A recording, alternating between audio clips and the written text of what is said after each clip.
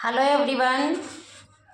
Ninth class, 10th class, साहित्य सागर, रामधारी सिंह दिनकर पाठ स्वर्ग बना सकते हैं।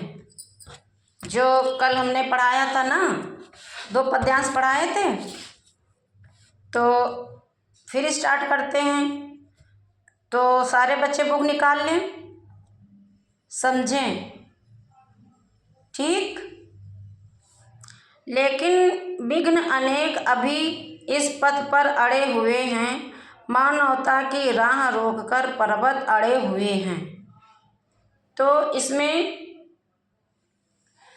जो भीष्म हैं तो धर्मराज से कहते हैं, धर्मराज युधिष्ठिर से, कि इस मृत लोक में, यहाँ संसार में अनेक बाधाएं हैं, अनेक पर्वत हैं जो आपका रास्ता रोकेंगे, और समाज भी आपका रास्ता रोकेगी। लेकिन अगर आप सत्य पर हैं, सत्यवादी हैं, और आप अपने आप में कोई गलती नहीं करते हैं, आपका मन सच्चा है, तो आप किसी की परवाह मत कीजिए। जो आपका मन चाहे वही कीजिए, क्योंकि आप जानते हो ना कि आप झूठे नहीं हो, चोर नहीं हो। फिर समाज का डर किस बात का है। लोग गाँव में कभी कभी कहा करते थे, जब कोई अच्छा कार्य करता था तो कहते थे ना, कुत्ता हाथी चलता है तो कुत्ते भौंकते हैं। आज भी वही है। चाहे कोई लड़की अगर सक्सेस होना चाहती है तो बंदिशें आ जाती हैं, चाहे कोई लड़का सक्सेस होना चाहता है तो बंदिशें आ जाती हैं। आज भी समाज में वही कुरीति फैली हुई है। अंग्रेज तो हमारे देश से चले गए, गुलामी चली गई, लेकिन अभी भी गुलाम हैं लोग। औरतें घरों में और बाहर भी कहीं सुरक्षित नहीं हैं। तो कहने का मतलब है कि जब आप किसी भी राह पर निकलते हैं, अगर सक्सेस हो जाते हैं तो सारे तारीफ करते हैं, वाह क्या बात, उनका लड़का कितना अच्छा, कितने बढ़िया अपने माँ बाप का रोशन कर रहा, उदाहरण बन जाते हैं। और अगर कहीं किस्मत बस थोड़ा सा चूक गए तो वही मजाक बन के रह जाता है। समाज कहती चले थे वहाँ का तीर मारने, ठीक ना। नयोचित सुख सुलभ नहीं है, जब तक मानव को चैन कहाँ धरती पर, तब तक शांति कहाँ इस भव को। भव में होता है संसार। इस संसार में अगर आपके मन में, आपके तन में, आपके शरीर में अगर लालसा है, लोभ है, तो शरीर चाहे जितना सुंदर हो, दूसरे को देखकर जलोगे ही।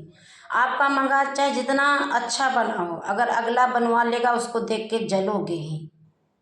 ये इस संसार की रीत है बेटा, और ये ना बदला है और ना बदलेगा, अगर आपके चित्त में आपको चैन नहीं है। हमारे महापुरुष भी कह के गए हैं, बड़ा हुआ तो क्या हुआ, जैसे पेड़ खजूर, पंछी को छाया नहीं फल लागे। जो जितना बड़ा होता जाता है, लालसा उतनी बड़ी होती जाती है। समझ रहे हैं ना। अगर आपके अंदर किसी भी चीज की ये नहीं है कि बस इतना ही काफ़ी है, प्रभु आप दूसरे को दीजिए, तो आप कभी संतुष्ट नहीं हो पाएंगे। आपके जीवन में कभी संतुष्टि नाम का शब्द आ ही नहीं पाएगा। हमेशा जलन, ईर्ष्या, द्वेष ही रहेगा। फिर जब तक मनुज का यह सुख भाग नहीं सम होगा, और सामित ना होगा कोलाहल, संघर्ष नहीं कम होगा। कहते हैं कि लोभ के कारण ही तो महायुद्ध का, महाभारत का युद्ध हुआ, 18 दिन तक चला। कहते हैं कि लाशों को भेड़िए नोच नोच के खा रहे, चारों तरफ त्राही त्राही मची हुई थी, खून से लथपथ लाशें पड़ी हुई थी। ऐसा सुनते हैं, पढ़ते हैं, मैंने देखा तो नहीं है। तो कहने का मतलब ये है, आज भी भाई भाई को जायदाद के लिए मार देता है, लड़का माँ को बाप को मार देता है, माँ बाप लड़के को मार देते हैं, भाई बहन को मार देती है, बहन भाई को मार देता है। ऐसा इसलिए है कि उसकी इच्छा भरी ही नहीं है और वो चाहता ही नहीं है कि हम संतुष्ट रहें।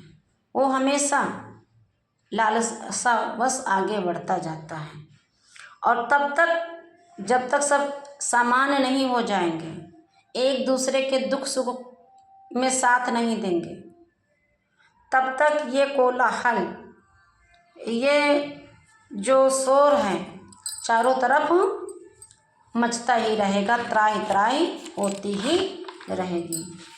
फिर कहते हैं उसे भूल हुआ फंसा परस्पर ही शंका में भय में, लगा हुआ केवल अपने में और भोग संचय में। यहाँ पर कह रहे हैं कि जब गर्भ में बच्चा होता है तो प्रभु से, परमात्मा से कहता है कि हे परमात्मा, आप मुझे यहाँ नरक से निकाल करके अच्छे जगह पर मुझे कर दो और जब मैं बाहर मनुष्य योनि में जाऊँगा तो मैं आपका सिमरन भजन करूँगा। लेकिन जैसे ही प्रभु यह चाहते हैं वह जमीन पर आता है और बड़ा होने लगता है, बड़ा होता है, धीरे धीरे सांसारिक माया मोह में, क्रियाकलापों में उलझ जाता है और परमात्मा का नाम सिमरन भजन भूल जाता है। प्रभु के दिए हुए सुख इतने हैं, विकरण धरती पर भोग सके जो उन्हें, जगत में कहाँ अभी इतने नर। इतने ज़्यादा फैले हुए हैं प्रभु के सुख, लेकिन मनुष्य भोगना ही नहीं चाहता है। जब उसकी लालसा, उसकी इच्छा, उसकी ईर्ष्या, उसका दोष, उसका युगु उस पे हावी है तो उसको चैन कहाँ है इस धरती पर। सब हो संकट तुष्ट, एक साथ सब सुख पा सकते हैं, चाहे तो पल पल में धरती को स्वर्ग बना सकते हैं।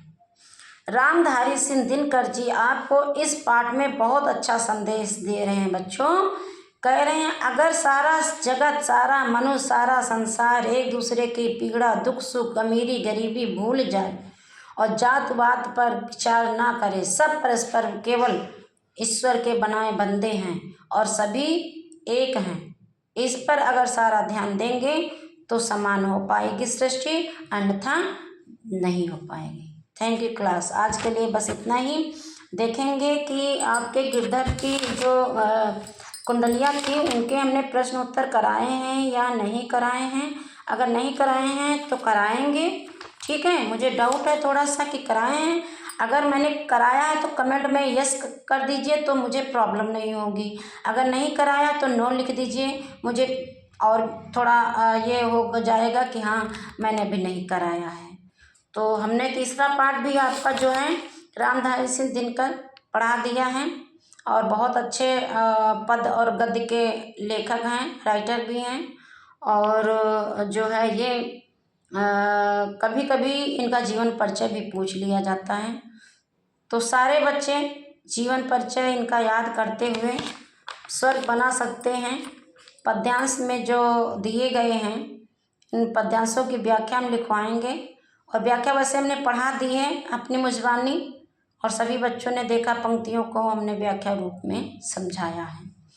तो आशा करते हैं कि जो बच्चे मेरी आवाज़ को सुने होंगे, अगर नहीं सुने तो मेरे वीडियो पे जा करके देख लें और उनको समझ में ना आवे तो कमेंट लिखें। Thank you class.